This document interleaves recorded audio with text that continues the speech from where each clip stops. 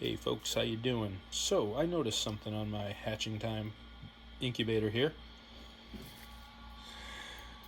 It says remove after installation, and it's a plastic film applied over the cabinet to maybe keep it clean during manufacture and shipping.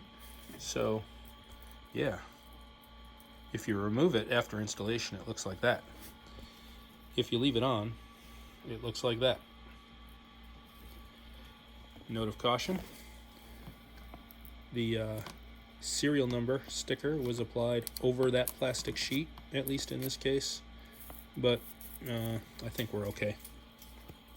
And that is definitely the case back over here on our first unit.